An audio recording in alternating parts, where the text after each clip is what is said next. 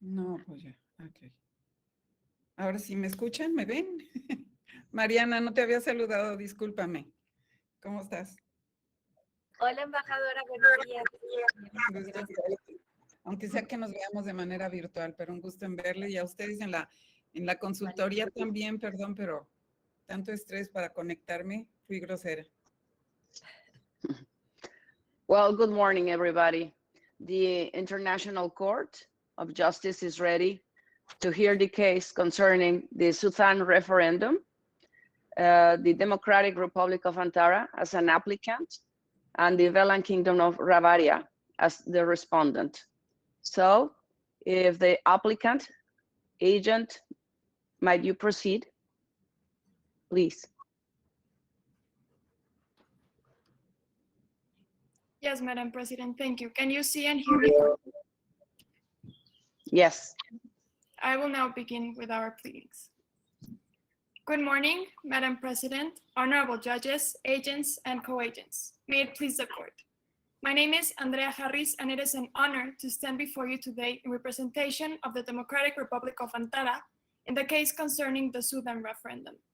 I will use the following 21 minutes to address the first and the third pleading in relation to the admissibility of evidence and the suspension of Professor Hondan's panel account, while my co-agent, Ms. Ana Maria Zamora, will use the next 21 minutes to address the second and the fourth pleading in relation to the disinformation campaign carried out by Ravaria and the takedown of the lunar botnet. I will now begin with the first pleading, under which we respectfully ask this court to admit as evidence the documents obtained in the search of Mrs. Walters' vehicle, as well as a recording of the conciliatory meeting that took place in May of last year. To do so, I'll first address certain issues in relation to the Vienna Convention of Diplomatic Relations, and then explain why, even if this convention was breached, this court shall admit the documents as evidence. Finally, I'll address the admissibility of the recording of the conciliatory meeting, which we address should be admitted even if deemed confidential.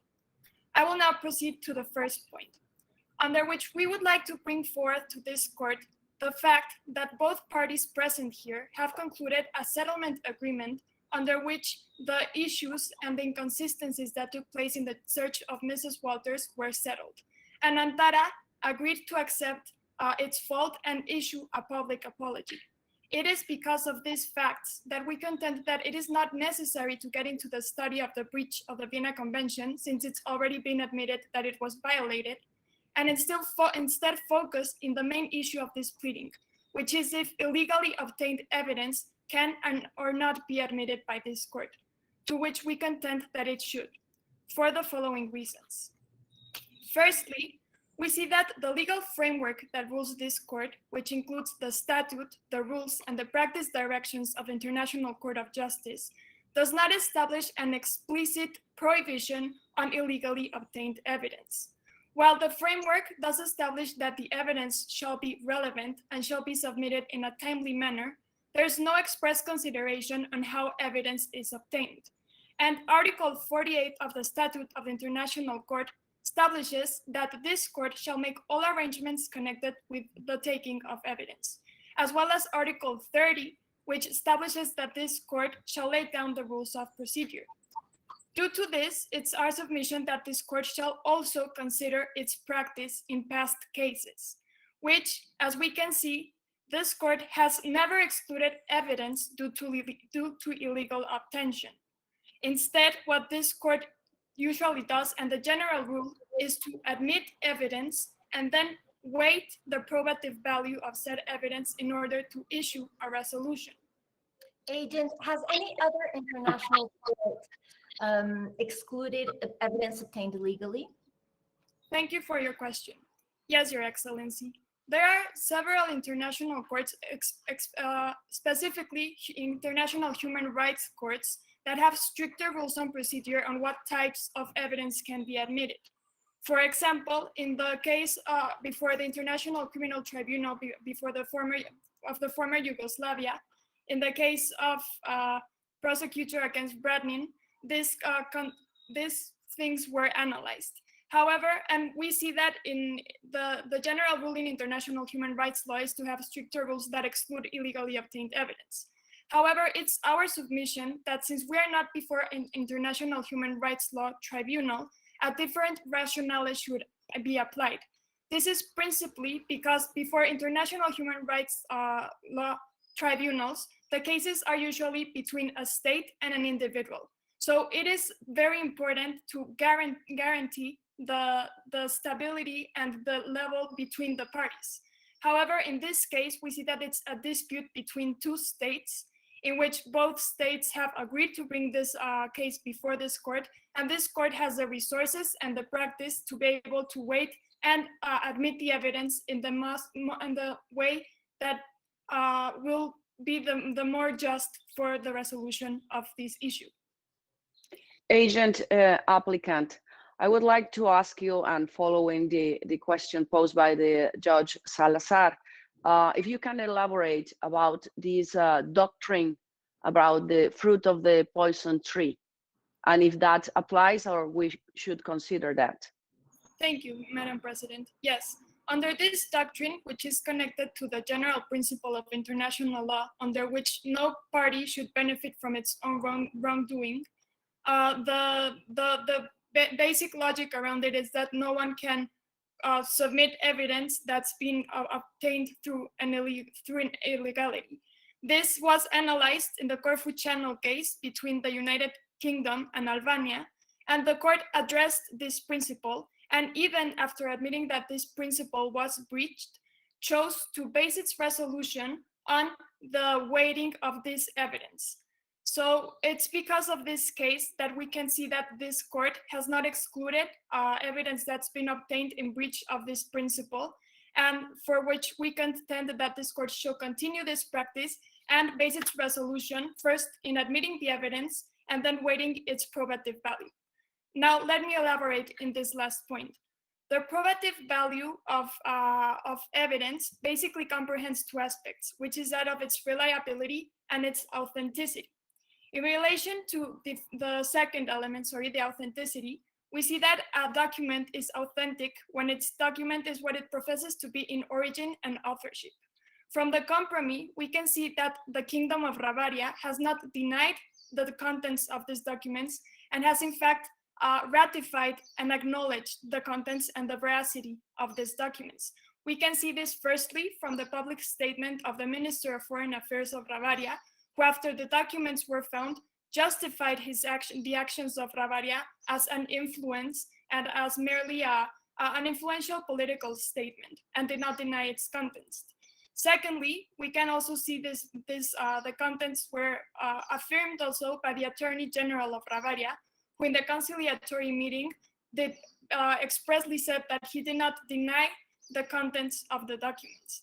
Now, in relation to the reliability of these documents, we can also see that reliability under several decisions by the former Yugoslavia International Tribunal basically comprehends facts as that they are highly detailed. This includes names, specific instructions, official seals, and once again, from the fact that the emails were obtained, the copy of the emails which show the electronic address, the name of the person who authored them and also of who received them, we can see that the documents have very reliable information that will be very useful for this court to determine its decision on the facts that are presented today.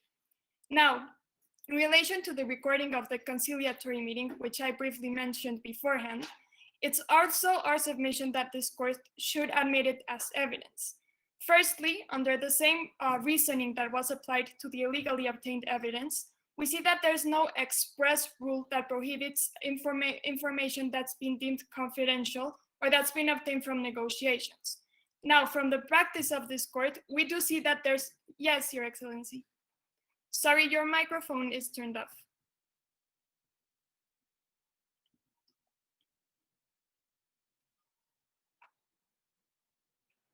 Sorry. What is the value of the records according to the international law, according to the statute of the International Court?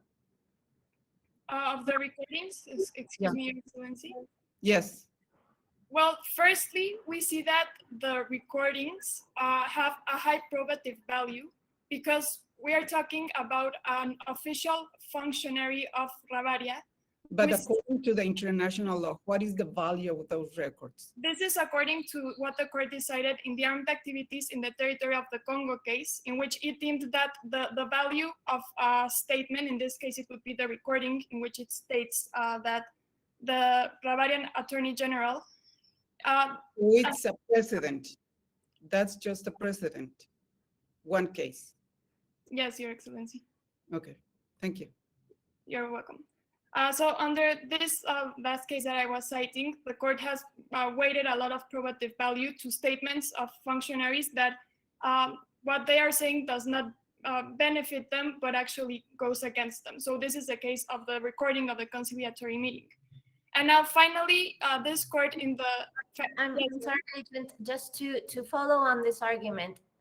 What I think that is very dangerous for this court to admit recordings of something that has not reached a settlement, of statements that were made prior to reaching a settlement, is that then this would disencourage states to peacefully settle their controversies through conciliation, mediation, negotiation. Was this conversation among the attorney generals what you would consider to be a mediation or a conciliation? And are there any international standards regarding prior statements before reaching the settlement as to not being admitted as evidence? Thank you, Your Excellency. Yes, firstly, we see that this was a conciliation. And secondly, this court has settled, well, the Permanent Court of International Justice settled in the Factory at Jessup case that negotiations that do not lead to a complete agreement cannot be taken into consideration. However, it's our submission that from the facts of this case, we can see that there were two conciliation meetings that took place. One, which you can look at paragraph 43 of the compromise, in which the main dispute was what would happen with the detention of Mrs. Walters. This agreement led to a settlement that was signed by both parties and in which both parties made concessions and agreements. Secondly, paragraph 45 of the compromise states that the parties after this conciliation decided to meet again to decide the rest of the issues that were coming up. This settlement did not lead to a complete agreement and instead led to this case being brought before this court. However, the recording of the conciliatory meeting was that of the first conciliation. So it's our submission that that recording did lead to a complete agreement, and that's why this court should admit it as evidence. Agent, are you aware of the UNCITRAL model law on international commercial mediation? Could you abundance on this, please? Yes, Your Excellency. The UNCITRAL model law of international commercial conciliation was recommended by the United Nations General Assembly on Resolution 73/199. And while it is specifically made for commercial matters, the United Nations, the General Assembly, recommended it for countries to base their conciliation laws on it, regardless of what the subject matter is. And we can see that I think Article 9 of the UNCITRAL model law establishes that the information that takes place within the conciliation is confidential and cannot be admitted to proceedings. Yes, Your Excellency. Applicant, as Judge Salazar was saying, regarding this resolution, the 73/199, what is the value of that resolution in international law? Yes, Your Excellency. This resolution is not binding to the state parties. However, it's a recommendation on what the general acceptance of an international law should be. So it has a high value because it shows what the consensus can be between countries and what's therefore the tendency in international relations. So have there been another resolutions according to this resolution 17/199, or is just one resolution that exists? It's to our understanding, there's only been one resolution in regards to the model law that we are. Consider that there hasn't been like a jurisprudence still set. Yes, not still. However, it's useful to use these rules. And under these rules, we see that there are also exceptions to the the negotiations that take place in conciliation meetings, and it does say that the information can be admitted as evidence when provided by law. And due to our aforementioned argumentation, we can see that the International Court of Justice does have the faculties to admit this evidence. I will now proceed to the third pleading, under which we ask this court to declare that the suspension of Professor Honland's panel account was consistent with international law. To do so, we'll first explain how the restriction was a lawful restriction to freedom of expression, and also we'll explain how the right to access to justice of Professor Honland was not breached. In relation to the first point, we see that under Article 19 of the ICCPR and its General Comment number 34 issued by the Human Rights Committee, the restriction of freedom of expression will be lawful when it meets three criteria. Firstly, that it is provided by law. Secondly, that it has a legitimate aim. And thirdly, that it is proportionate and necessary. Continue, and I do, of course, want to listen to the rest of the argument, but what is the value of the Human Rights Committee's general comment for this court? Thank you, Your Excellency. Firstly, we see that for this court, said general comments are not binding. However, they would constitute a source of international law under Article 38 of this statute, the first paragraph, subsection D, as doctrine or judicial resolutions. And in this case, we see that the court has based past decisions and past argumentations on Human Rights Committee general comments. For example, it did so in the Sadio Diallo case between Guinea against the Democratic Republic of Congo, as well as in the Israeli Wall advisory opinion. So, yes, Your Excellency. According to Article 10 of the European Convention of Human Rights, and I quote it, it is said that rights establishes freedom of expression without interference from public authority and regardless of borders. How do you apply that principle in this case? What are the limits of, or are there any limits of expression, taking in account what has been established in this European Convention? Yes, Your Excellency. We see also from the resolutions of the European Courts of Human Rights that they follow the same three standard tests in order for there to be a limitation to freedom of expression. And as I've stated, it's that it is provided by law, it has a legitimate aim, and that it is necessary and proportionate. So under this analysis, we first see that this restriction was provided by the Protect Antaran Cyberspace Act, which is a law that was public and accessible to everyone in Antara, and it allowed individuals to regulate their conduct in accordance to a set of definitions that did not allow for vagueness or arbitrariness in its application. And also, it's stated on Section 5, Paragraph 4, provides an analysis and a balance test for the judges to apply before deciding to restrict freedom of expression. So we can see firstly that it is not prima facie the fact that the information was false, it automatically made it be restricted. There was a complex balancing test that the judges had to carry out. Now, in relation to the second, yes, Madam President. I would like to ask you, did Antara prohibited Professor Honland to be able to have another account in another platform, or No, it was just in Panos?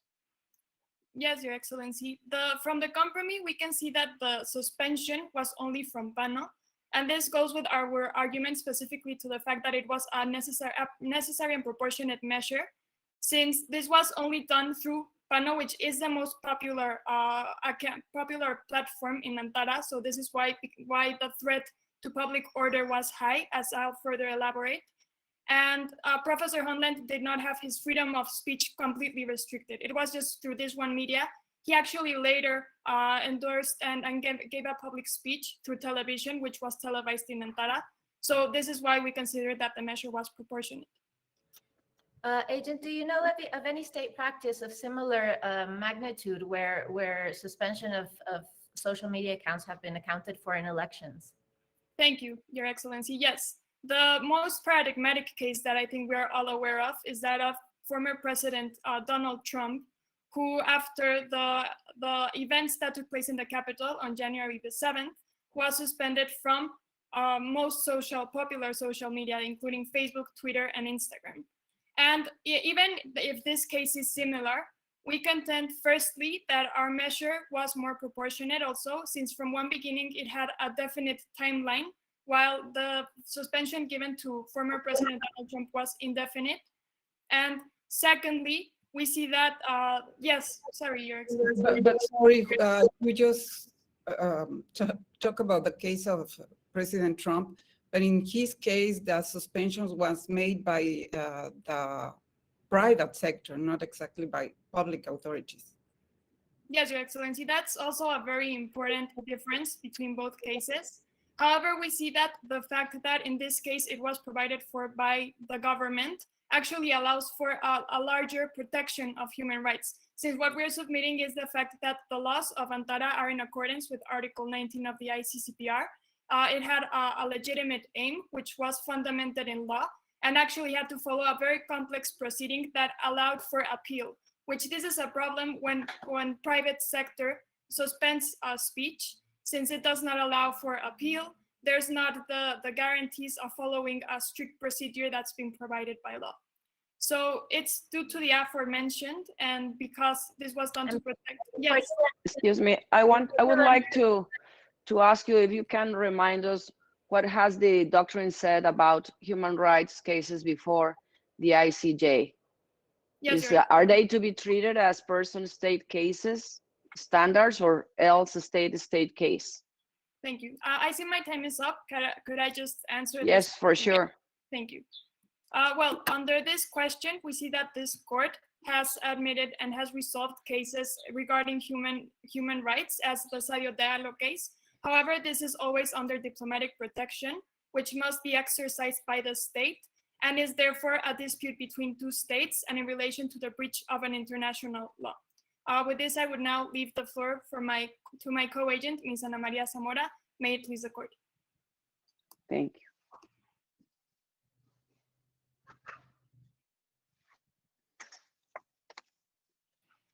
Hello, can you see me and hear me? Yes, Agent Zamora, you may proceed. Thank you. Good morning, Madam President, honorable judges, and esteemed agents of Bavaria. May it please the court, my name is Ana Maria Zamora, and along with my co-agent, Andrea Harris, it is an honor to stand before you today in representation of the Democratic Republic of Antara, acting as applicant in the present proceedings. As my co-agent introduced me, I will be speaking for the following 21 minutes, during which I'll refer to the second and the fourth pleading of this case. Concerning the second pleading, Bavaria is internationally responsible for the actions attributable to them, which resulted to violations to, firstly, the rule of non-intervention, and secondly, the human right to self-determination. Concerning the question of attributability, to start with this argument, under Article 8 of the Articles on Responsibility of States for Internationally Wrongful Acts, the campaign spreading misinformation on the Southern referendum is attributable to Bavaria. This can be concluded since Bavaria had effective control over the matter. Effective control was elaborated by this court in the case concerning the military and paramilitary activities in and against Nicaragua case. And this effective control is constituted when there is a partial dependence between the acting subject and the state conducting the operation. To assert that there is effective control, there must be firstly a de facto link, such as financing, organizing, training, planning, or training. And secondly, there has to be such control that there is clear proof that the acts had been ordered or imposed on the relevant individuals by entities of the state. Also, according to the judgment of the application of the Convention on the Prevention and Punishment of the Crime of Genocide, also decided by this court, effective control does not require to show that the group who committed the wrongful act was completely dependent on the state, but that it acted under the instructions or its effective control in relation to specific acts.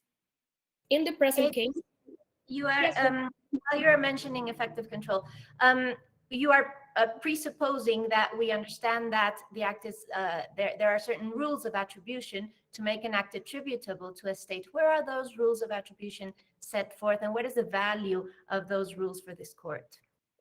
Yes, the rules on attribution of a conduct to a state are located in the articles on the responsibility of states for internationally wrongful acts.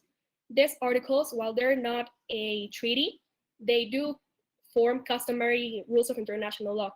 They were drafted by the International Law Commission as a codification of customary rules of international law. That's the value of these articles. All of the articles provided for in this instrument prepared by the ILC customary international law. Can we affirm that? Not strictly all of the articles. However, Article 8 of these articles, which I'm bringing before this court, is considered a customary source of international law. And this was decreed by this International Court of Justice in the case concerning the application of the Genocide Convention. Agent, I would like to ask you, how does this, the financial contributions of Ravira are going to be reconciled in connection with the Sudan referendum to Article 2, Section 4 of the UN Charter? Yes, Madam President. In the present case, we see that Ravira not only financed Sudan's nominations for its embassy, but it also provided instructions and gave authorization on how to execute this campaign of misinformation. What the Article 2, Section 4 of the UN Charter says? Yes. The Article 2, Section 4 of the Charter of the United Nations states that no state shall use force against another state. In this case, however, it is our submission that this was not a use of force, since it was utilized through cyber means, which did not amount to physical damage or loss of human lives. It contemplates another situation. Yes. If I recall correctly, this article, the paragraph of Article 2, Section 4 of the UN Charter, also contemplates the territorial and political integrity of a state, if I remember correctly. And this is why it is our submission that Ravira acted in breach of international law in financing Sudan's domination, since this amounted to a violation to the rule of non-intervention as well as the human right to self-determination. Since in this case, Ravira financed the operation, but also gave instructions on how to create fake panel accounts and what type of content to spread through them, and how to make it appear as if this content was being posted by people of Sudan, not by Ravirian authorities. Additionally, you mentioned the effective control threshold of the Nicaragua case. However, in the Nicaragua case, one of the findings of this court was that some of the conduct of the Contras were not directly attributable to the United States. Could you speak a bit more about that? And second, you also mentioned that it is not the same as an armed attack under the UN Charter because it's taking place in cyber territory. But is the physical injury, is it in any place established that physical injury or deaths have to be produced in order for it to be an armed attack when in cyberspace? Thank you for your question, Your Excellency. Concerning the first question as to the attributability of certain actions to the United States in the Nicaragua case, we can see that this International Court of Justice decided that certain actions such as killing and other actions which were against the people of Nicaragua were not attributable to the United States. However, the United States was held responsible for the actions of financing, training, and planning operations. Therefore, even if this court were to determine that Ravira didn't have effective control over the whole operation, Ravira should be held responsible for certain actions, such as financing Sudan's domination, as well as giving instructions on how to create this misinformation campaign. And concerning your second question of the armed attack, there is no binding source of international law referring cyber attacks and how they may amount to armed attacks. However, there are various doctrinaries who elaborate on this matter, and the consensus, if I may call it so, is that a cyber attack may only amount to an armed attack if it has physical consequences or if there is loss of human lives. Yes, Your Excellency. Sorry. Where is this consensus being built? I'm sorry. No, it's okay, Judge Salazar. I just want to know, according to these doctrines of experts, the document talks about the Tallinn Manual. What is the value of the Tallinn Manual? And also you were saying that the creation of fake accounts as something that must not be done legally.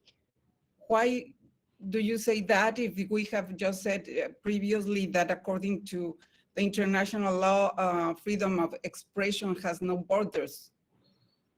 Yes, Your Excellency, thank you for your question. Firstly, the Tallinn Manual is a document which was elaborated by international experts on cyber operations. And this amounts to doctrine under Article 38, Paragraph 1, Section D of the Statute of this Court. It is a subsidiary source of international law to understand the cyber context concerning international law. But And according to that same statute, it is said that that doctrine and the documents prepared by experts need to be complementary of a principle, I don't know, treaty or something like really, really real. What is the statute of the Tallinn then? yes, of course, Your Excellency, I understand your concern. We understand that the Tallinn Manual is subsidiary to other sources of international law. And this is why it is our submission that Bavaria violated the rule of non-intervention, which is a customary rule of international law, and further, the human right to self-determination, which is provided for in treaty provisions, such as Article 1 of the International Covenant on Civil and Political Rights. This is why the Tallinn Manual serves this court to further elaborate on the matter of cyber operations which are not contemplated in the primary sources of international law, which I just mentioned. Now that you mentioned the Tallinn Manual 2.0, we have to point out that the actions were coercive, since this rule, Rule 66 of this Tallinn Manual states that coercive acts are those which have the potential for compelling the target state to engage in actions it wouldn't have otherwise taken.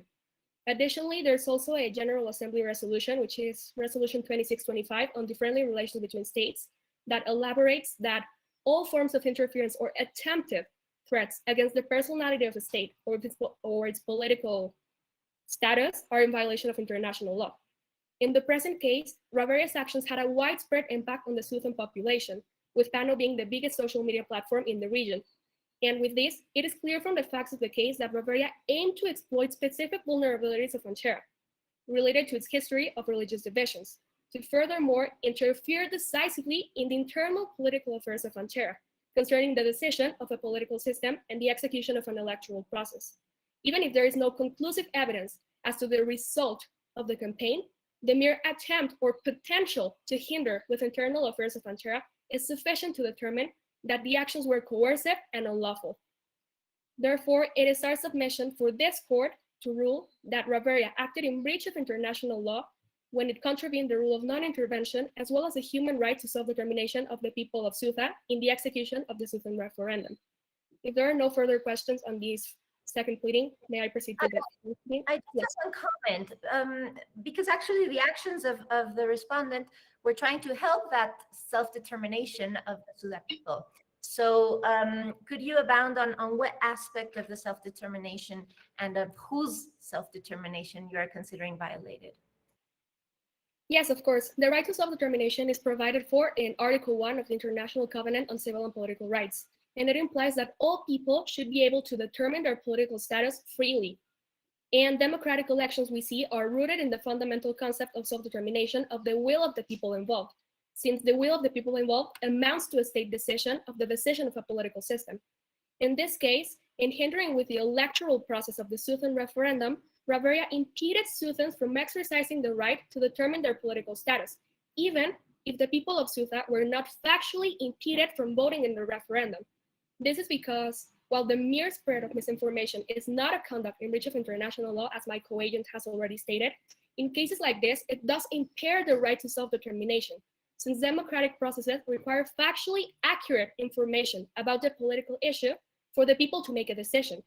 In this case, in coercing the process by attempting to point towards a certain direction, the resolution of the election, Bavaria violated the right to self-determination of the people of Ceuta. If I may, I will move on to the fourth pleading of this case. Under the fourth pleading of this case, it is our submission that the actions carried out by Anchera to take down the lunar botnet were consistent with international law and do not constitute breaches to international law. This argument has two main points. Firstly, that Anchera was internationally obligated to take down the lunar botnet. And secondly, that Anchera is not internationally responsible for the actions that resulted in effects inflicted upon devices in Bavaria. Firstly, under Article 5 of the Convention on Cybercrime of the Council of Europe, the Budapest Convention, it is clear that Anchera was obligated under international law to establish the conduct of system interference as a criminal offense. Yes, Your Excellency. What is your legal document to say that Antara didn't have the right to take the accounts down? It is our submission that Antara did have the right and the obligation to take down the botnets under the Budapest Convention, under Articles 5 and 22 of the Budapest Convention concretely. That said what? Article 5 establishes that states which are bound to the convention have to establish as criminal offenses certain conducts, such as system interference, as is the case of a botnet.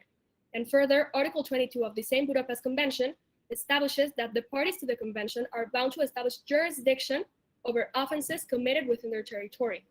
And it was under these international obligations that the data protection and cybersecurity... According to the same convention, wouldn't Antara took down all the information that was public in Antara? Did Antara have the right to do the same in Ravaria?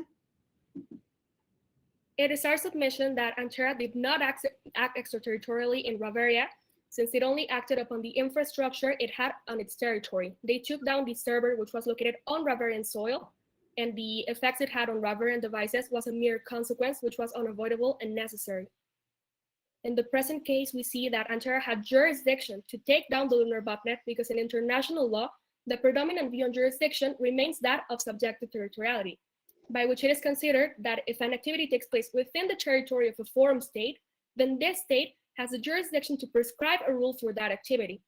Additionally, according to the report of the group of governmental experts on developments in the field of information and telecommunications in the context of international security, states have jurisdiction over the infrastructure located within their territory. Additionally, the Italian Manual 2.0 provides in its Article 8 that the state where an offense occurs is normally accorded primary jurisdiction. Article 9 of the same Italian manual states that a state is entitled to territorial jurisdiction over the infrastructure and persons engaged in cyber activities located on its territory, and over the cyber activities which were originated or completed in the territory of the state. In the present case, yes, Agent, does Antara intervene or not physically, the computer in Ravira? It is our submission that Antara did not interfere physically in Ravaria, since all of the actions were executed within the territory of Antara, since they only took down... Yes, but they had an impact physically in Ravira, right? So, and Antara and Ravira, as you have stated, are parts of the Budapest Convention, right? So, yes. Is there a mechanism to have done this, not in a unilateral way, but according to the Budapest Convention? What is that procedure? Of course, Madam President, I understand your concern. And the Budapest Convention does prescribe in its Articles 23 and 25 that states have to mutually cooperate to the widest extent possible. However, in this case, it was unfeasible for Antara to request cooperation from Ravaria, since Antara had no knowledge of the involvement of devices located on Ravarian soil until after the operation was executed.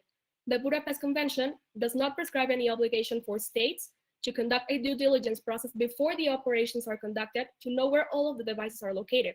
However, it does obligate states to state rules on the criminal activities, to state procedures, and to state consequences.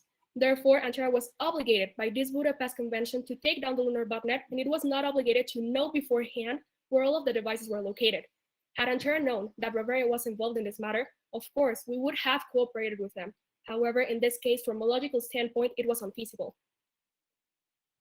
However, in the present case, following Rules 22 of the Italian manual, we see that the server and the infrastructure from which the lunar botnet operated were located within Antaran territory. Specifically, they were in Surface and Examinations headquarters. Therefore, Antara would be recognized territorial jurisdiction to undertake actions against the botnet, which was illegally functioning within its territory.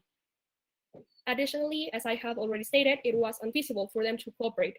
Therefore, Antara did not breach the Budapest Convention. Furthermore, Antara is not subject to international responsibility. Excuse me, Agent, but they have good relations. And if they act in bona fide, why is that? How do you assume that it was unfeasible to activate, Note 9 in the Budapest Convention and require the mutual legal assistance? Yes, of course. As you're mentioning, following the principle of good faith, Antera did not mean to breach the Budapest Convention or to step upon Bavaria's jurisdiction. This is why we only did not request cooperation from Bavaria because we had no knowledge of their involvement. Had we known that they were involved, we would have cooperated with them in order to pursue our international obligations and to not overstep on Bavarian jurisdiction. However, this was not the case. As was stated in the clarifications to the compromise, there was no knowledge of the location of the devices involved in the operation until after it was executed. And this is why it is our submission that, yes, Your Excellency. What are the bases under international law under which a state can exercise its jurisdiction? Yes, a state can exercise its jurisdiction under various bases. The first of all is subjective territoriality, by which the forum state where the action takes place has the jurisdiction to undertake actions. The second is subjective territoriality, by which an action takes place outside of the territory of a forum state, but another state has a jurisdiction to know of the matter based on an effects doctrine if the substantial effects happen within their territory. A third principle or base for jurisdiction is nationality, by which it's stated that the forum state has the right to assert a prescriptive law for an action based on the nationality of the actor. Additionally, there's also the passive nationality, which is not as oftenly used, which states that a state may have jurisdiction over a conduct if it affected one of its nationals, if it's the passive. Excuse me. Yes. Do you think that taking in account that Professor Hulan was from Bavaria did enough to stop the spread of violent information? Quite the contrary, Your Excellency. As was stated in the second pleading of this case, Bavaria influenced and coerced the activities in order to further the spread of misinformation. Therefore, Bavaria did not do anything to prevent this action from happening, but rather enforce them by giving instructions and funding and giving the authorization for the operation to be executed. This is why we contend that Antera is not subject to international responsibility, even though the execution of the operation can be attributed to Bavarian actors, the BPCA. The actions which were committed do not amount to breaches of international law, since Antera was merely fulfilling its international obligations and the effects were unavoidable and necessary. Additionally, the human rights of the people of Bavaria were not violated, since, as was stated in the compromise, in the clarifications to the compromise, the right to property of the people of Bavaria was not damaged in any way. Furthermore, Bavarian citizens suffered no harm to their privacy. This right is provided for in Article 17 of the International Covenant on Civil and Political Rights, and it entails that no one shall be subjected to arbitrary or unlawful interference with his privacy, home, or correspondence. As was decided by the European Court of Human Rights in the case of Weber and Sarabia versus Germany, there are certain lawful restrictions to this human right of privacy. And this entails that interference to a person's privacy may be justified if it is prescribed by law, if it pursues a legitimate aim, and if it's necessary. In the present case, we see that the obligation to take down the lunar botnet was provided for in both international and domestic law, in the Budapest Convention and the Protect Antera and Cyberspace Act. It further pursued both the fulfillment of Antera's international obligations under the Budapest Convention, as well as the execution of the Southern referendum without any interference. And lastly, the effects which happened upon Bavarian devices were necessary and unavoidable following the functioning of a botnet. Hence, Antera did not breach Bavarian nationals' right to privacy. And it is for these submissions that we respectfully ask this court to rule that Antera acted accordingly to international law in taking down the lunar botnet, since the human... I see that I still have 15 seconds, but the bailiff is telling me to stop. May I finish my... Of course, you may proceed. It is our submission that Antera acted accordingly to international law in taking down the lunar botnet. Thank you, and may it please the court. Thank you.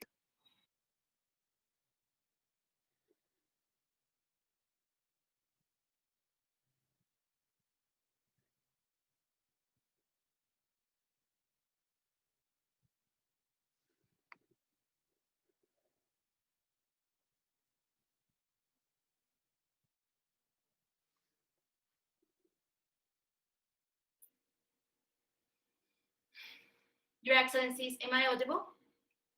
Yes, you are. Thank you. Madam President, Your Excellencies, may it please the court.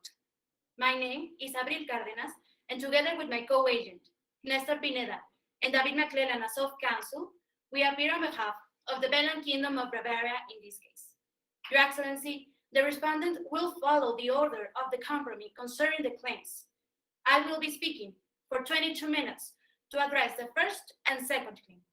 First, the admissibility of the documents found in the illegal search of the briefcase and the audio recordings from the conciliation meeting.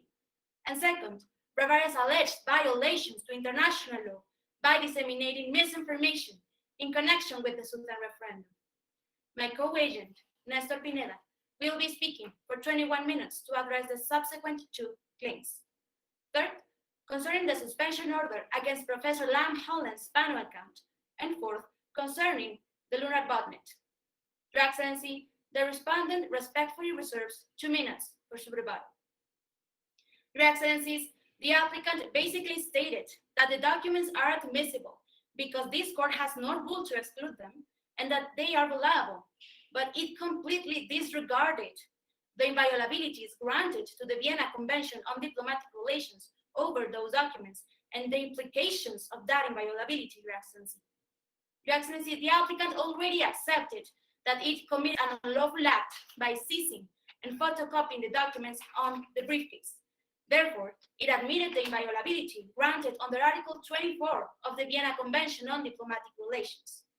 Nonetheless, Your Excellency, I would like to draw the attention of this court that that specific provision not only prohibits physical interference to the documents, but also prohibits its admissibility in any international or national tribunal. As stated in the Bancourt case of 2018 of the United Kingdom Supreme Court, the documents which are pertaining to the mission are inadmissible, subject to two qualifications. First, that they are indeed mission archive, which the applicant already accepted. And second, that they have not been publicly disclosed. And as stated in paragraph 7 of the clarifications to the compromise, the documents have not been publicly disclosed by either government. Your Excellency, the main issue here is privacy. The documents were indeed private, and Antara is trying to disregard the inviolabilities and the foundations of diplomatic law, as recognized in this court's case, Immunities and Criminals Proceedings of 2020, and in the Terán case of 1980. The very foundation. Agent, the applicant was mentioning the Corfu Channel case before this court, where this court said that these types of documents would be admissible. So could you please tell us why the respondent believes this precedent should not be taken into account by this court? Certainly, Your Excellency.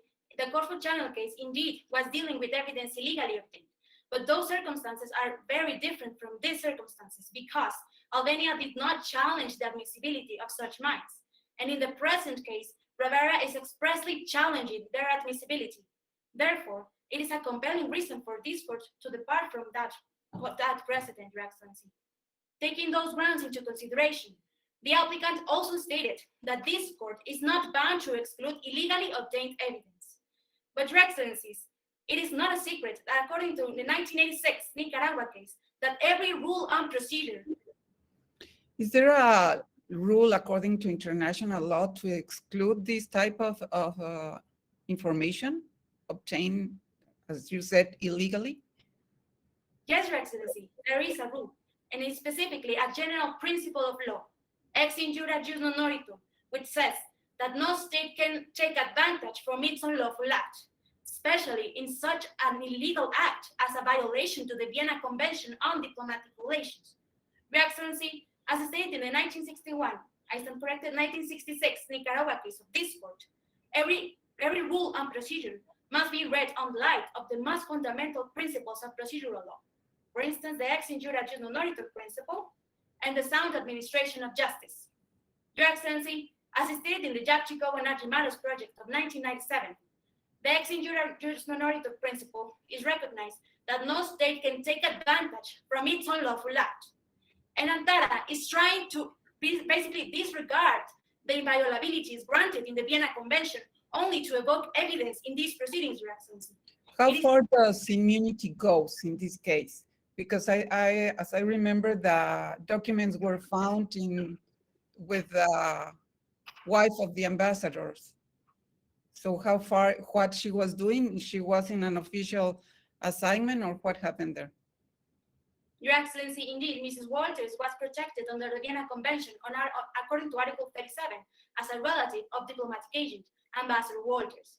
Nonetheless, we made a distinction here, but even if Mrs. Walters were not protected, the documents would still be protected under Article 24, which says, and I quote, "The documents pertaining to the mission are inviolable at any time and wherever they may be, even if they're outside the premises of the mission, or even if a relative has them. That is irrelevant for the protection under Article 24. Your Excellency.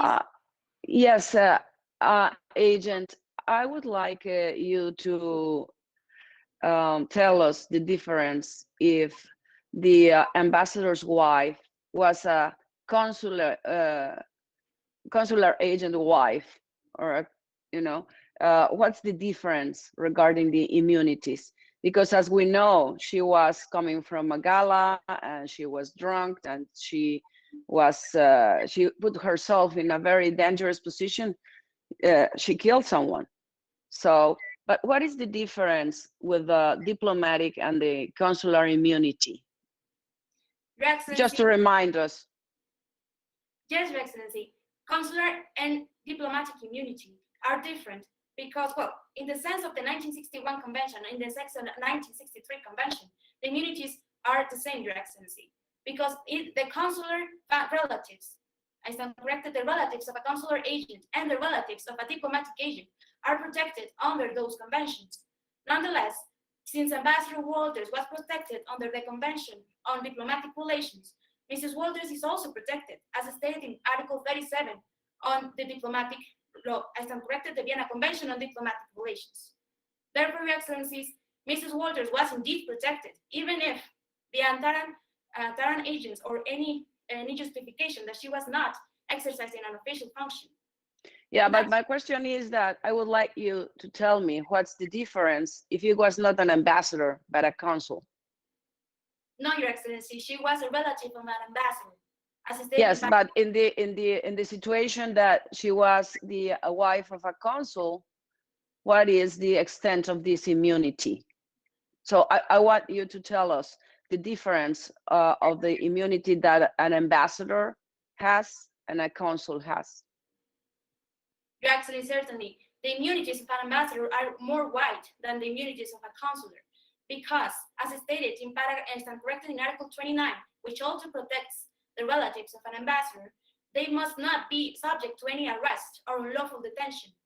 And also, in the Vienna Convention on Consular Relations, the consuls are also immune from any arrest in that regard. But in the Vienna Convention on Diplomatic Relations, the protection is more wide, Your Excellency. And for those reasons, the applicant did violate the Vienna Convention on Diplomatic Relations and is disregarding the privacy of diplomatic communications between the sending state and its agents of the receiving state. Your Excellency, that allows me to go to the subject of illegality.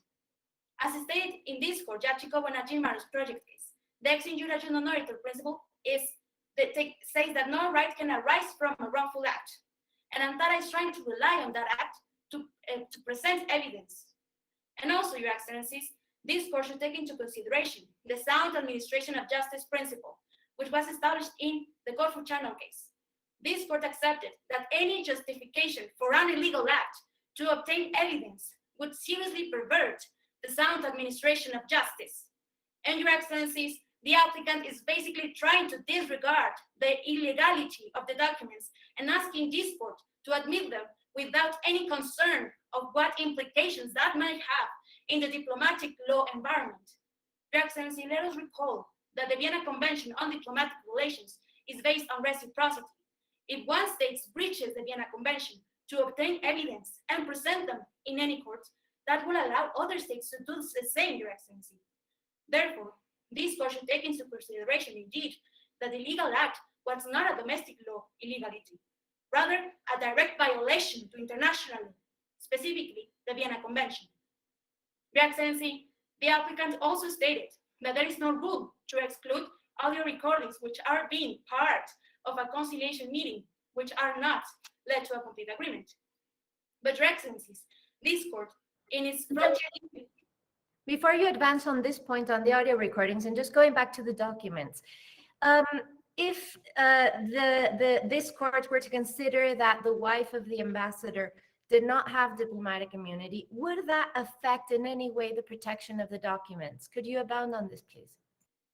No, Your Excellency, that would not affect, because Article 24 of the Vienna Convention on Diplomatic Relations is quite different than the protection given to the diplomatic relatives, Your Excellency. It is a quite different regime, and the diplomatic documents are protected despite of any other protection. Your Excellency, taking those grounds into consideration, the applicant stated that the audio recordings from the conciliation meeting should be admissible because this court does not exclude meetings which have not led to a complete agreement. Nonetheless, in the Land, Island, and Maritime Dispute case of this court in 1992, the court expressed that declarations, proposals, and admissions made during direct negotiations which have not led to a complete agreement are inadmissible. And as recognized by both parties in the preamble of the special agreement, both parties were not able to solve the issue on direct negotiations, Your Excellency. Therefore, if this court admitted the audio recordings, it would seriously impair the process of negotiation between both parties and also the privacy of a conciliation meeting. Because as stated in paragraph 8 of the clarifications to the compromise, the audio recordings are private, Your Excellency. Its content is private and is part of a conciliation meeting. Therefore, they are within the auspices of this court's protection, which is basically to ensure that no party is prejudiced in a later proceeding. Applicant, as far as I understand, in the talks that you have in the negotiation, the previous negotiation, your country said that what done was done. So you didn't make all these arguments that you are presenting now.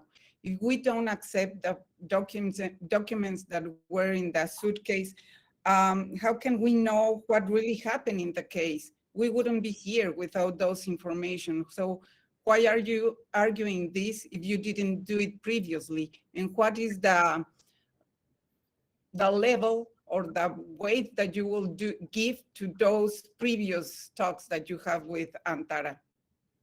Your Excellency, indeed, those documents are important for the allegations of the applicant.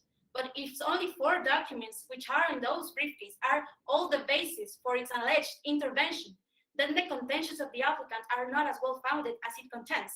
It should be able to provide evidence in these proceedings without breaching the law. Your Excellency. But aren't your arguments raised because you know exactly that you were trying to interfere on the policy of Antara? No, Your Excellency, we do not submit that we try to interfere whatsoever. And that allows me to go to the second claim, Your Excellency. Turning to the second claim, Bravaria's actions of alleged financial contributions and dissemination of misinformation are not attributable to Bavaria on the basis of effective control, and they are not an intervention in the internal affairs, neither they were violating the self-determination principle. Turning to the first argument, Your Excellency, the applicant stated that the conduct of Students Against Domination, which is a private entity acting in Antara, acted under the effective control of the state because there was an alleged control. Your Excellencies, the effective control as established in the Nicaragua case, paragraph 115, is a very high threshold, which is not met here. Every aspect of the operation had to be controlled in order to establish an effective control link, Your Excellency. As stated in the draft articles on state responsibility, the factual relationship must exist between the entity and the state. Even if, considering that such documents are admitted, as stated in paragraph 37A of the compromise, the financial contributions were not all for Students Against Domination. Neither they were enough to establish an alleged control, Your Excellency. Only a fragment of the total income of Students Against Domination were given through embassy funds. Moreover, the alleged approval of the Bavarian Minister of External Affairs cannot be said to be controlling every aspect of the operation, its beginning, the way it was carried out, and its end. Your Excellency, this threshold is very high, neither in the Nicaragua case, in which there were all these financial contributions, operational and logistical support, and also a lot of manuals and instructions that was not even attributable to the state. Agent, but you're making a parallelism between the financing of the Contras in the Nicaragua case and the financing of this organization. And also there's, besides from the financing, there's also the involvement of the respondent in training on how to mask certain profiles in this social media platform. So what is concerning to me is that you're citing the Nicaragua case, saying, well, Nicaragua requires an effective control, but there is not an effective control here. But as the applicant has also stated, in the Nicaragua case, there was a part of the actions that were considered attributable to the United States. So why is this case different? And also the question of effective control, has there not been another criteria in international tribunals that requires a lower threshold, one of overall control? Your Excellency, turning to the first question Your Excellency posed. Your Excellency, in the Nicaragua case, those actions were attributable to the United States because they directly committed them, not because they were attributable by a private entity. That is quite the difference here, Your Excellency. In the Nicaragua case, the Contras were acting against the non-intervention principle, and that conduct of the Contras, which is a private entity, was not attributable to the United States. And even if other acts were attributable to the United States, it's because they were directly acting. There was not an establishment of attribution in that regard, Your Excellency. Turning to the second question Your Excellency posed, as stated, other criteria, for instance, in the Tadic case of the overall control, is not applicable in the present situation, because as stated in the Bosnian genocide case of 2007 of this court, the overall control was used for an indifferent issue. In that particular case, Your Excellency, the court was trying to establish whether the conduct of a state was enough to amount to an international armed conflict, not to attribute an internationally wrongful act. Moreover, this court has established that that control just is not useful for attribution purposes. Therefore, there is no other threshold other than effective control, which is not met here. Your Excellency, turning to the second argument of the applicant concerning the non-intervention principle. According to the 1970 Friendly Declarations, states must refrain from intervening in the internal affairs of other states, and that is customary international law, Your Excellency. But, Your Excellency, in 1986, Nicaragua case, an element to determine whether or not an intervention is unlawful is the method of coercion. And in that regard, Your Excellency, the applicant stated that in the Tallinn manual, the aspect here to consider is that it has a potential aspect to coerce the state. But that is not true, Your Excellency. Rather, we would like to draw the court's attention to paragraph 21 of the Tallinn manual, Rule 66, in which they made the difference between an influence campaign and factually compelling the state to actually act into a certain matter. Your Excellency, factually compelling and influencing are very different issues. Influencing can be propaganda. Yes, but we are in the 21st century, and we cannot deny the impact and the weight of the social media. So I understand that in the traditional concept of coercion, it is not. But I think that you have to take into consideration the important role of social media and the force of misinformation. Don't you think so? Yes, Your Excellency, indeed. For that, I would like to draw the court's attention to several cases in which indeed would amount to an intervention in the cyberspace aspect, Your Excellency. For instance, Russia's intervention in 2016, Ukraine, I stand corrected, 2014, Ukraine's elections. They attacked the voting tallying system during the election day and days before the election. That certainly would constitute a coercion method to influence the outcome of Ukraine's elections. Or for instance, in the 2016 United States interferences, the state was given a multifaceted approach. It was hacking the electoral rolls of other states.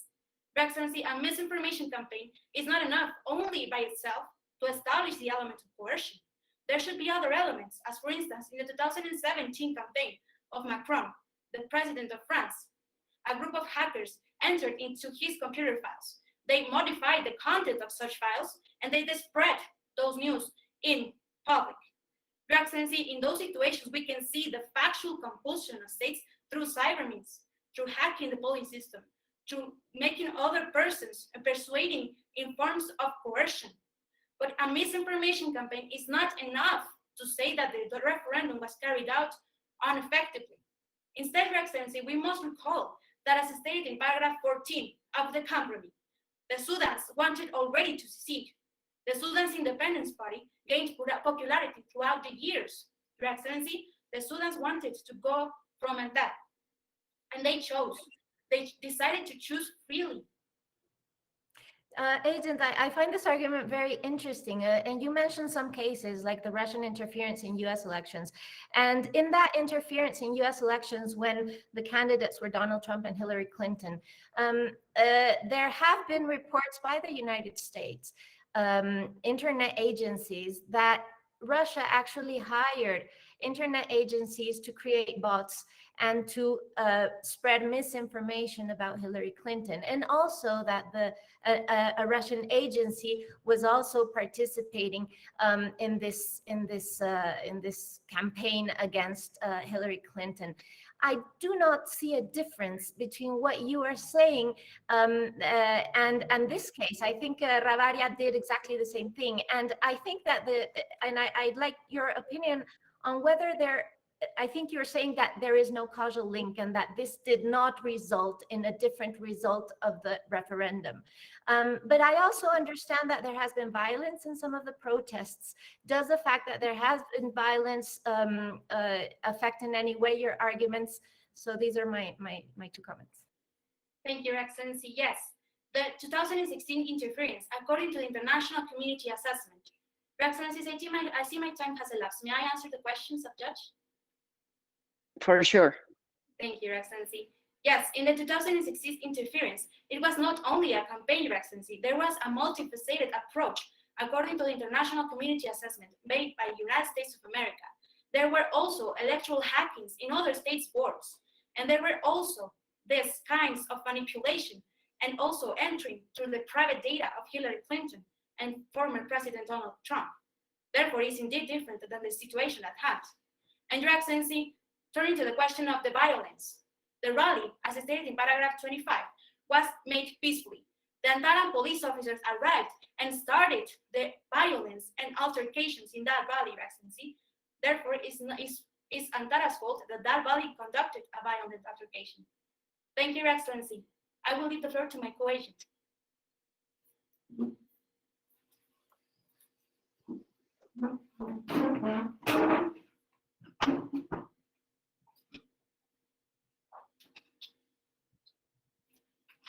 Madam President, Your Excellencies, may it please the court. My name is Nestor Armando Pineda Gonzalez. I will continue with the claims for the respondents, addressing first that Antara unlawfully restricted the right to freedom of expression of Professor Liam Conland, and secondly, that by taking down the lunar botnet, Antara unlawfully violated the territorial sovereignty of Bavaria in this case, Your Excellencies. Moving to the first claim, Your Excellencies, here, the standing of this first claim is based on the exercise of Bavaria's diplomatic protection on behalf of Professor Liam Conland to safeguard his freedom of expression. And there are two requirements to exercise diplomatic protection, Your Excellencies, namely the exhaustion of local remedies and nationality. Here, Your Excellencies, according to paragraph 13 of the compromise, Professor Liam Conland is a Bavarian national. And according to clarification 2 of the compromise, all local remedies in Antara were exhausted. On that basis, Your Excellencies, here we submit that Bavaria is entitled to exercise diplomatic protection on behalf of Professor Liam Conland. Now, Your Excellencies, moving to the order. In this regard, I would like you to elaborate why does Bavaria has this right to exercise protection on the Professor Conland, and the difference between a nationality and the residence, because he was a resident of Antara, right? Your Excellency, in that regard here, the standing of this first claim is based on the exercise of diplomatic protection, which is indeed a right of the state to exercise diplomatic protection on behalf of its nationals. And that was established, for example, in the Mavromaris case. And regarding the second question, Your Excellencies, indeed, Professor Holland is a citizen of Bavaria under paragraph 13 of the compromise. However, Your Excellencies, this court, for example, in the Amaro Rosario Diallo case of 2007, in that case, Mr. Diallo was a citizen of Guinea. And irrespective of that fact, Your Excellencies, and irrespective to the fact that Mr. Amaro Rosario Diallo was and spent his whole life in the Democratic Republic of the Congo, nonetheless, Guinea was able to exercise diplomatic protection on behalf of Amaro Rosario Diallo. Now, Your Excellencies, moving to the... Just to add, because you mentioned 2 requirements for exercise of diplomatic protection. Where are those requirements stipulated, and what value does that instrument have for this court? In that regard, Your Excellency, we refer to Article 4 and 14 of the draft articles on diplomatic protection, which establish that there are those 2 requirements must be satisfied, those 2 requirements in order to exercise diplomatic protection. And here we submit those requirements were satisfied, Your Excellencies. And in that regard, moving to the... Sorry, what value do those draft articles represent for this court? Are they a binding instrument? Your Excellency, they are not a binding instrument. However, in those articles, we can see the reflection of customary international law, which is here the standing of this place. We're exercising diplomatic protection under those criteria, which reflects customary international law to exercise diplomatic protection. Has there been any pronouncement? Who determines when a norm of international customary international law exists? Has there been any pronouncement by this court before? What elements does international customary law have? Yes, Your Excellency. In the North Sea Continental Shelf case, it was established that in order to have a customary international norm, it is necessary opinion juris and state practice. However, Your Excellencies, here we submit that the ILC draft articles just reflect the existing customary international rules. And in that regard, Your Excellencies, we submit that Rabat is entitled to exercise diplomatic protection here to protect the freedom of expression of Professor Liam Holland. And the right to freedom of expression, Your Excellencies, is provided in Article 19, Paragraph 2 of the International Covenant on Civil and Political Rights, to which both states are parties. Sorry, I'm a little confused. You have said that you recognize the nationality over Mr. Holland. In that same sense as we were talking before, there are several instruments that establish, and I again quote, is a responsibility of the states to prevent, eliminate, prohibit, and punish any type of publication, circulation, or dissemination that includes or incites to violence. So have Bavaria done enough with her citizens, taking in account that you had always also in some kind recognized that you have financed the campaigns of Professor Holland? No, Your Excellency, that is not the case. Here, Your Excellencies, in reality, we are denying in the first place the recognition of such documents which allegedly portray those financial contributions and the dissemination of misinformation here, Your Excellencies. And all those actions were just a dissemination of a misinformation campaign, which according to the Special Rapporteur on Freedom of Opinion and Expression, Irene Khan, is not punishable in its own terms. But Your Excellencies, here, the important question is whether the right to freedom of expression of Professor Liam Holland was lawfully restricted or not. Here we submit that it was not, Your Excellencies, because according to Article 19, Paragraph 3 of the ICCPR, in order to restrict the right to freedom of expression, 3 cumulative requirements must be satisfied. Namely, first, the necessity of the restriction must be provided by law. Second, the measure must be necessary to achieve a legitimate aim. And third, the restriction must be proportional also to achieve the legitimate aim. In that regard, Your Excellencies, here, the restriction of Professor Holland's freedom of expression consisted in the deletion of all his posts and the suspension of his account in a social media platform similar to Facebook, called Pano, for 1 year and 6 months. In that regard, Your Excellencies, turning to the first point here, we submit that the restriction of Professor Holland's freedom of expression was not provided by law. And according to the General Comment 34 of the Human Rights... Excuse me, Agent. I would like to to share with you a concern that I have is has Antara prohibited his right of freedom of expression, or they just weren't they didn't have an agreement with the content of their expression? Just to elaborate, what I want to say is we have a case here in the States with ACLU. I don't know if you're acquainted with the American Civil Liberties Union. And when it started, the main objective was to defend the right of freedom of speech. But now in the 21st century, it seems that we defend just when we don't like the content of the argument, what we're saying. So I think that Antara was protecting themselves of the content of what we were saying, but they didn't violate their right to freedom of speech. What would you say about that? Your Excellency, in that regard, according to General Comment 34 of the Human Rights Committee, Your Excellency, the right to freedom of expression is also extensive to the freedom of choice and the means. Here, Your Excellency, it was Professor Holland who decided to express and manifest his ideas through his social media platform, which was Pano.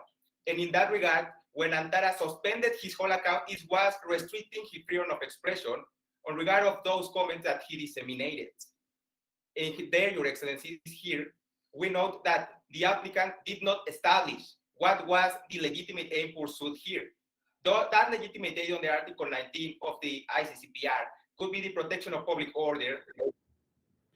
But as President Celorio was telling before, the proportionality of the measure applied by Antara was only to suspend the PANO platform, not other platforms. So what do you think about this?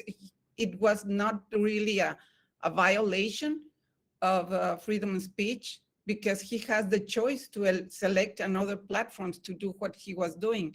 And Ravaria can finance that dissemination of information through other platforms.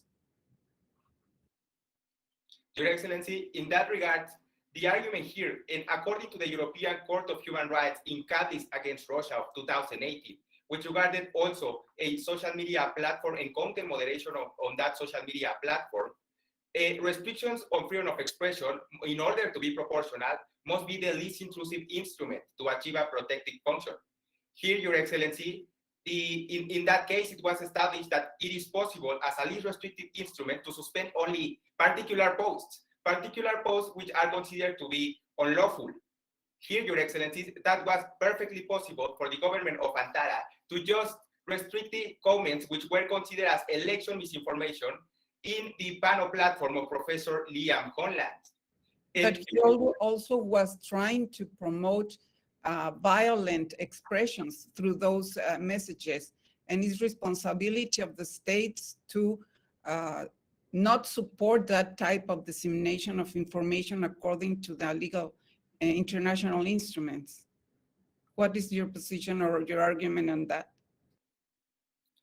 Your Excellency, in that regard, we submit here that the comments made by the professor never posed such a risk as argued by the applicant, which was a threat to the public order here. That is, Your Excellencies, because there were only false comments. And Your Excellencies, false comments are also protected by the right to freedom of expression under the General Comment 34 of the Human Rights Committee has established. Those comments, Your Excellency. Continue and I'll ask later. In that regard, Your Excellency, we can see at paragraph 23 and 24 of the compromise that such comments were already refuted by the government and that they were identified as misinformation by the users on the panel platform. So they never really posed that risk of. Agent, could you clarify if there is any rule of international law that prohibits incitement to violence or to hate speech, first? And second, are there any cases in international tribunals, particularly criminal tribunals, that have prosecuted people involved in the dissemination of these types of speech? Yes, Your Excellency, indeed. Under Article 20 of the ICCPR, those kinds of incitement and hate speech could be precluded, must be. But in this case, Your Excellencies, we submit that this case is not a restriction that must be applied in order to, the comments made by the professor were never a hate speech. They were only trying to manifest the beliefs of the professor and exercise his freedom of expression. And those comments, Your Excellencies, on the paragraph 23 and 24 of the compromise did not pose and did not were directed to any national, religion, or other group, which could have raised the argument of a hate speech, Your Excellency. Secondly, in this case, we submitted. However, there was violence. There were protests that led to violence, and they were fueled by all these fake or false posts on the social media. Your Excellency, allow me to clarify here a point. At paragraph 25 of the compromise, we can see that there was a violent altercation. However, Your Excellency, that violent altercation only happened once in Antara. That was an isolated event. So one is not enough? Your Excellency, it is our submission that that is not enough.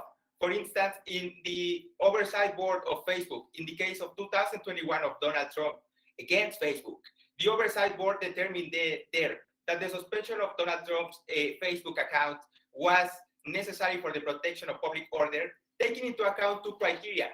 The first one, the far-reaching profile of Donald Trump as a president of the United States of America, and second, that there were already happening violent altercations in the capital of the United States of America, which lasted for days, Your Excellencies. Here we submit that the case is different because the violent altercation of paragraph 25 of the compromise was only happened once and was propitiated by the police officers of Antara, Your Excellencies. Therefore, we submit that there was no such a risk. And in that regard, Your Excellencies. It was confirmed by Antara authorities. So as you are saying, you will be also involved in considering the level of the arguments? Your Do you Excellency, think you will need to participate so that you can also have something said in this case? Your Excellency, in that regard, we submit that here, the comments of the professor did not pose a risk because they could not have supported more violence when, since the beginning, there was only one situation of violence, which happened in the first place and was supported by the Antara police officers. The comments made by the professor could not have supported such environment of violence because there was no violent environment in the first place. For those reasons, Your Excellencies, here we submit that Antara, by taking down the Professor Holland's Pano account, committed an internationally wrongful act of a continuous character. And in that regard, under Article 30 of the Articles on State Responsibility. Just before this, could you answer my other question about, do you know any cases in international criminal tribunals that have prosecuted people involved in dissemination of false information? Yes, Your Excellency. In that regard, regarding false information, there has been a situation in Myanmar in which it was analyzed, hate speech situation. However, it is also the ICTR has analyzed this kind of situation where there is a hate speech. But Your Excellency, here we submit that could not be the case in any way. And then, Your Excellencies, here we submit that since Antara violated the ICCPR, then, though the effects of the suspension order continued until August of this year, then it is under an obligation to cease the unlawful conduct by resigning the suspension order directed to the Pano account of Professor Holland. Now, Your Excellencies, we move to the next claim. And this claim... Just for this last thing that you mentioned, how many months are left for the suspension order? It's about to finish, right? Does that affect in any way this claim? No, Your Excellency. Here we submit that nonetheless, Antara, the suspension order continues, and Antara is under an obligation to cease its unlawful conduct by resigning the suspension order. In that regard, Your Excellencies, now we move to the next claim. And this claim is about respect for territorial sovereignty and respect for the cyber infrastructure located in Bavaria's territory. Here, Your Excellencies, we are talking about respect for territorial sovereignty because according to the United Nations General Assembly resolution of 2021 on advancing responsible state behavior in cyberspace. State practice has shown there that the principles of international law and the rules of international law are applicable to the use of information and communication technologies by states. And in that regard, Your Excellencies, that means that the dictum of the predecessor of this court in the 1927 Lorus case at page 18, establishing that a state cannot exercise its power in the territory of another state unless there is a permissive rule derived from custom or an international convention, is applicable to the use of information and communication technologies by states. Here, Your Excellencies, Antara, according to paragraph 32 of the compromise, had 5,000 devices which comprised and were part of the lunar botnet, which were located in Bavarian territory. The arguments of the applicant rest on two grounds. Your Excellencies, the first one is that they had territorial jurisdiction to access the lunar botnet. And the second, Your Excellencies, is that they were authorized and they had an obligation to terminate the lunar botnet. Firstly, Your Excellencies, Antara did not have a territorial jurisdiction to access the lunar botnet. And according to Article 19, paragraph 1A of the Convention on Cybercrime, the obligation for states and their obligations can access computers which are located within their territories. At paragraph 32 of the compromise, Your Excellencies, we can see that the command and control server was located in Antara. However, that was not the complete botnet. The botnet is comprised also by the infected computers which are located outside the territory of the state. And 5,000 of those computers were located physically in Bavaria's territory, Your Excellencies. The second argument is that Antara had an obligation to terminate the lunar botnet, Your Excellencies, under Article 5 of the Convention on Cybercrime. That, Your Excellencies, is not correct. What Article 5 provides is for criminal offenses and an obligation to legislate, Your Excellencies. That is prescriptive jurisdiction, not to access and terminate those criminal offenses. What value do you would apply to the role of national security interest, the protection of Antara's national security interests? Here, Your Excellency, we submit that it is legitimate to pursue a national security interest. However, Your Excellencies, as Antara acknowledged first, they did not have a knowledge that what was the potentiality of this attack, of this situation of the lunar botnet since the beginning. They did not know which could have been the possible consequences of it. They only acted on the jurisdiction to terminate these botnets. But in that situation, Your Excellencies, here we submit that Antara did not have such an obligation to terminate the botnet, and they did not have territorial jurisdiction to access that computer because the other computers were located in Bavarian territory. And Your Excellencies, Antara was not authorized by the convention to access the computers which were located. But if we're talking within the cyberspace, I think that it doesn't matter if they know if the other party they were aware of not about this. You are protecting your people and your territory, and we're talking about in the cyberspace, anything can happen. So. No, Your Excellency, that's precisely the importance of the United Nations General Assembly resolution, which establishes that the principle of territorial sovereignty must be protected even in cyberspace. And in reality, Your Excellencies, state practice shows otherwise. According to the European Union, states such as Germany and also Italy and Switzerland, when they do not know when the other devices are located, they stop the operations in order not to violate the territorial sovereignty of other states. For that reason, Your Excellencies. But how about the effects doctrine? The effects are taking place in Antara.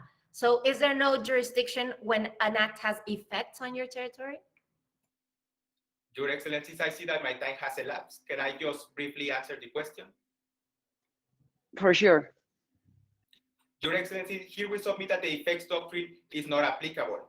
Since the beginning, the obligation is to provide for, under the Budapest Convention, the Convention on Cybercrime, to provide for that kind of jurisdiction in their territories. That is the obligation. And there is no, in this case, the situation of the effects doctrine provided in Antara's law. Thank you, Agent. Your Excellencies, may it please the court.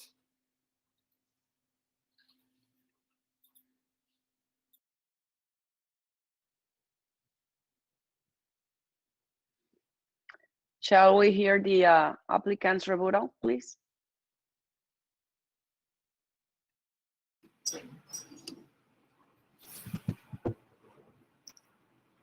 Madam President, honorable judges, allow me to use the remaining 3 minutes to address 4 issues brought up by the side of Bavaria.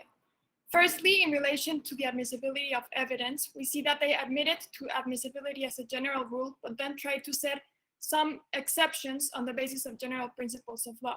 However, we see that in regards to the first principle mentioned by them, which is that no state can benefit from its own wrongdoing, this court has, in past cases, specifically in the Corfu Channel case, admitted evidence despite of this general principle being breached. And secondly, they addressed the procurement of justice. However, it's our submission that due to the high probative value of this evidence, that this evidence will actually enhance the procurement of justice and, as pointed out by Judge Kerber, allow to a better and more just resolution.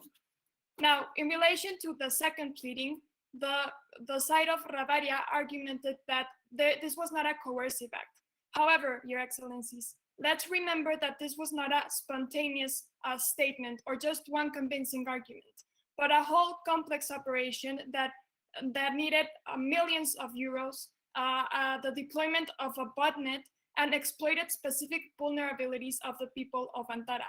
So no, it was not just influential. It aimed to place the objective of Ravaria on the people of Antara and was therefore coercive. Then, in relation to the proportionality of the measures taken against Professor Honland, the side of Ravaria decided to state that there were other measures that could have been taken. For example, just deleting specific posts shared by Professor Honland. However, this was a decision that was taken after other methods were tried, including the flagging of posts and the repeated warnings to Professor Honland. Once that it was visible that this was not working, since the amount of false information shared by Professor Honland only increased once that the elections were nearer, it was that this measure, which was for a limited time and that was also provided by law and had a legitimate aim, that was that to protect the public order, was therefore a lawful restriction to freedom of expression.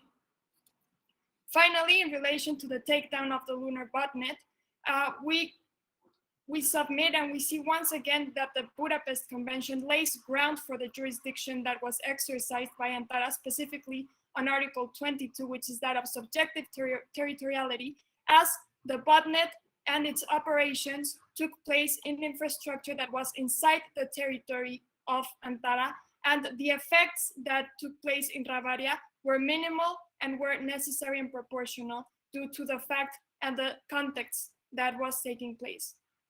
We respectfully ask this court to adjudge in our favor. Thank you for your time. May it please the court. Thank you, agent applicant.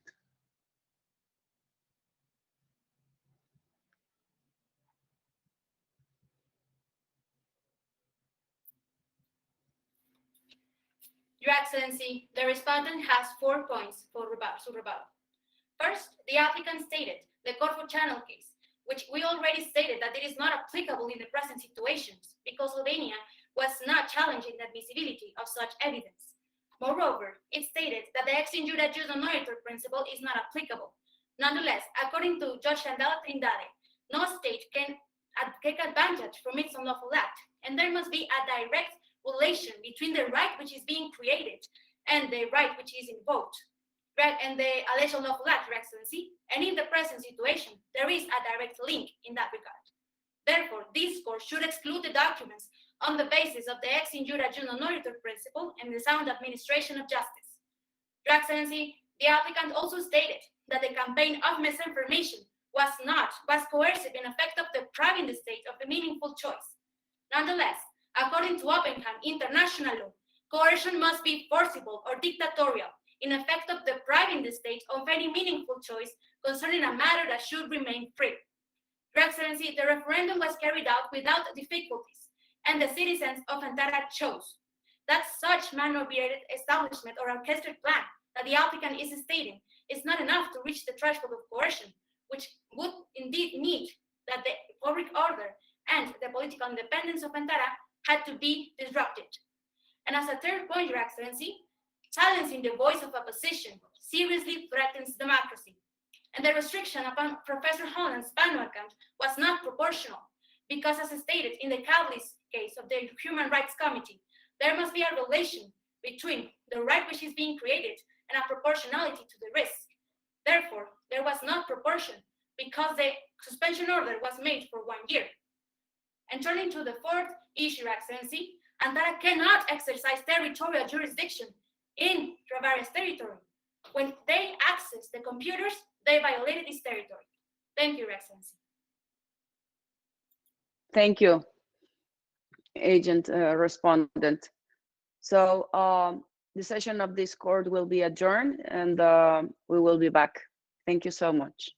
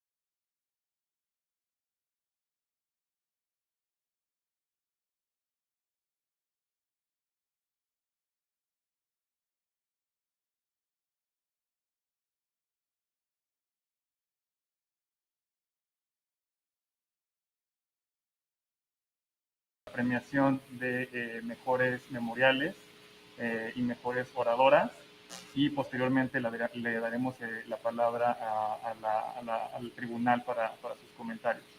Entonces le cedo la palabra al maestro Tinajero. Muchísimas gracias, Uriel. Antes que nada, quisiera agradecer a todas las participantes en este ejercicio.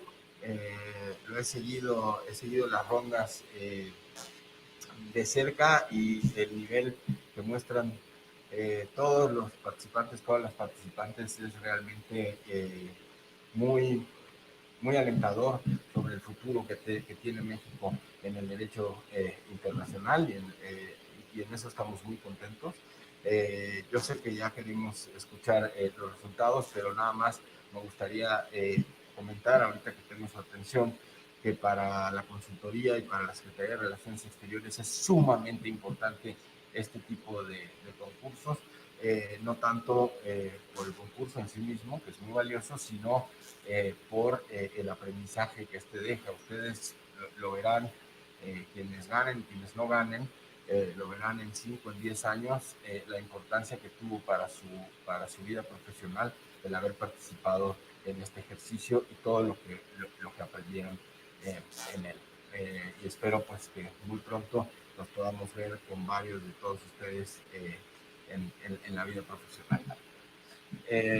Muchas gracias a las juezas que nos acompañaron en la final, abogadas de primerísimo nivel. Y bueno, sin más, paso a dar los resultados de algunas de las categorías.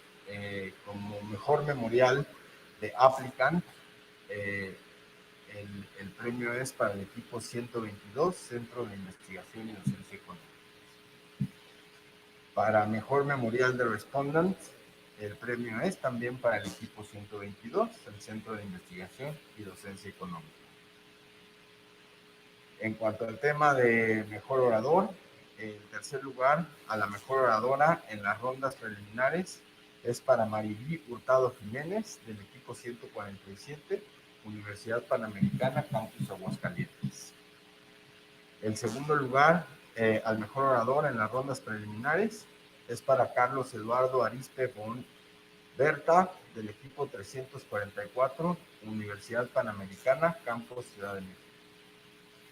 El premio para mejor oradora en las rondas preliminares es para Sofía Mitre de Jacobis, del equipo 498, Universidad Iberoamericana. El premio Spirit of the Jessup es para el equipo 137 de la Universidad Nacional Autónoma de México. Y el tercer lugar en las rondas nacionales es para el equipo 122, Centro de Investigación y Docencia Económica. Paso ahora la palabra a Uriel para la premiación. De hecho, la paso, ya me regañaron, la paso a al tribunal. Gracias. Muchísimas gracias. Le daría la palabra a la embajadora Alicia Kerber para sus comentarios. Muchísimas gracias, Marcela. Pues antes que nada, felicitar a Jessup por la organización de este evento, sobre todo a la consultoría jurídica. Muchísimas gracias, Uriel. Magnífico que se hayan incorporado a este ejercicio. A los dos equipos que participaron, mi más alto reconocimiento por el conocimiento del material que utilizaron, cómo argumentaron. Los dos lo hicieron de manera extraordinaria. Creo que estamos viviendo momentos muy complicados, no solamente por la situación de Ucrania, que nos hacen cuestionar lo que es el derecho internacional, cuestionar lo que son los organismos internacionales e incluso la diplomacia, pero es precisamente en estos momentos donde debemos fortalecer el Estado de Derecho internacional y el Estado de Derecho interno. También como abogados todos tenemos ese compromiso de fortalecer el Estado de Derecho. Los invito a que se sigan preparando, a que sigan participando en este tipo de ejercicios y sobre todo algo que en estos momentos también me llama mucho la atención es la participación de más mujeres en estos equipos. Aquí en Estados Unidos por primera vez se tienen a 4 juezas en la Suprema Corte de justicia. El presidente Biden acaba de seleccionar a una próxima jueza que pertenece a la comunidad afroamericana, también mujer. En México, el mayor número de estudiantes en derecho son mujeres, pero no así las que ejercen el derecho, quizás por las limitaciones que se encuentran en el camino. Así es que las invito a todas ustedes a que sigan participando, a que sigan preparándose, a que encuentren en el derecho internacional pues una área realmente muy ¿Cómo se llaman los del equipo? Perdón. No, perdón. A un área muy importante donde se pueden realizar. Crean que en el servicio exterior van a encontrar a mujeres que creemos en la sororidad y sobre todo en la interseccionalidad. Así es que las felicito y como lo mencionaba, algo que necesitamos son más mujeres negociando, porque de las mujeres, si no estamos en las mesas de negociación internacional, como dicen por ahí, si no estás en la mesa, seguramente vas a estar en el menú. Lo que menos queremos es estar en el menú. Así es que sigan adelante y cuenten conmigo para cualquier cosa que necesiten aquí en la Secretaría de Relaciones Exteriores. Gracias, embajadora Kerber. Gracias. Mariana Salazar, por favor. Muchas gracias, Marcela, y muchas gracias a la Secretaría de Relaciones Exteriores, a Salvador, a Alejandro Celoria, a Salvador Pinacaro, Uriel Pérez por la organización excelente de este concurso y por invitarme a participar en esta final. Me presento, soy Mariana Salazar, soy miembro del Comité Jurídico Interamericano, que es el órgano de la OEA encargado de la codificación y desarrollo progresivo del derecho internacional en el continente americano, pero también soy profesora de Derecho Internacional en la Universidad Iberoamericana, también trabajo en el Instituto Auschwitz para la Prevención del Genocidio y Atrocidades Masivas en temas de derecho penal internacional y estuve previamente 13 años en la Secretaría de Relaciones Exteriores viendo cuestiones de derecho internacional en la consultoría jurídica y también en la Dirección General de Derechos Humanos. Yo empecé igual en concursos, no en el Jessup, porque yo soy de la Ibero y en esas épocas la Ibero no estaba participando en el Jessup, pero participé en el concurso del American y he sido juez en muchas ocasiones en este concurso y siempre la verdad es que me gusta escuchar y me gusta repetir lo importante que es la participación en estos concursos en sus carreras profesionales. Yo creo que no hay nadie que haya participado en el Jessup que no marcó una vida profesional. Así que yo reconozco el esfuerzo enorme que significa la participación en estos concursos y los meses de preparación y de encierro, los felicito. Siempre hay que ir un pasito más y ustedes lo están haciendo con un concurso que normalmente pues, es opcional si se meten o no. Y la verdad es que felicidades. El nivel de la ronda me ha parecido excelente, realmente se nota la preparación y felicidades también a sus coaches, que también muchas veces hacen esto, incluso a veces de manera honoraria. Así que muchas felicidades. Traen una preparación excelente, argumentos que no eran fáciles por parte del aplicante y por parte del respondent, y traen la solidez de manejo de fuentes, de manejo de argumentos y de postura ante la corte y de forma. Todos los dos equipos, está verdaderamente reñida la final. Es un orgullo y yo los quiero felicitar ampliamente otra vez por haber llegado hasta aquí, pero sobre todo por haber participado.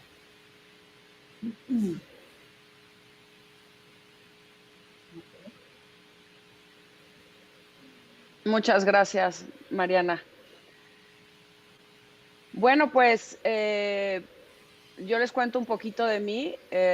Once a lawyer, always a lawyer. Yo soy abogada de la Escuela Libre de Derecho y algo que me dio mi escuela, porque no es una universidad como la de ustedes, es una escuela, pero sí me dio la oralidad, el manejo de la oralidad, y para mí es muy importante que al momento de expresarse lo puedan hacer con mucha seguridad, y la seguridad lo da la capacitación. Y se ve que ambos grupos, la verdad, mil felicidades. Son un orgullo para mí Y lo que decía la embajadora Kerber, lo secundo, qué bueno que hay más mujeres y vamos a ser más mujeres que estamos pisando fuerte y sobre todo ayudándonos unas a otras. Pero sí quiero ser muy clara que en esta decisión que hemos tomado no hay ninguna preferencia por el género, sino por la capacidad. Porque independientemente del género, lo que nosotros estamos calificando aquí es la capacidad. Y ambos grupos para nosotros fueron extraordinarios, pero bueno, tiene que haber un ganador. Y en ese sentido, quiero decirles que, bueno, en primer lugar, la mejor oradora en esta final nacional es Andrea Harris.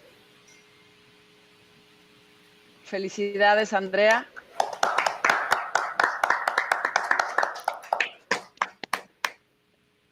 El campeón nacional de Jessup México 2022 es el grupo número 344 con Andrea Harris y Ana María Zamora. Bravo. Muchas felicidades. De la Universidad Panamericana Campus Ciudad de México. Y el subcampeón nacional sería el grupo número 137 de la UNAM. Felicidades a Abril Zamora y a Néstor Pineda. Muchísimas felicidades.